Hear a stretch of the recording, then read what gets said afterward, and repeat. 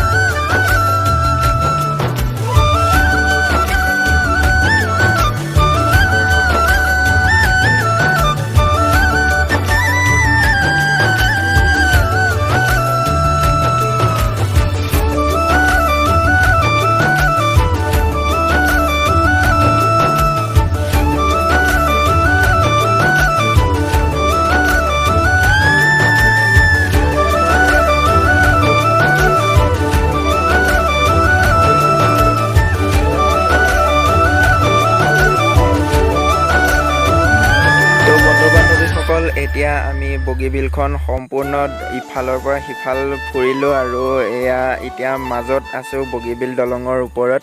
চ' চাওক, এয়া তলত আছে ব্ৰহ্মপুত্ৰ নদী আৰু ওপৰত এয়া বগীবিল দলং। কি ধুনীয়া পৰিৱেশ, গাড়ীবোৰ ইমান চলা নাই। চ' ইয়াতে অলপ আমি ৰখি পেলাই আকৌ ঘৰলৈ উভতি যাম।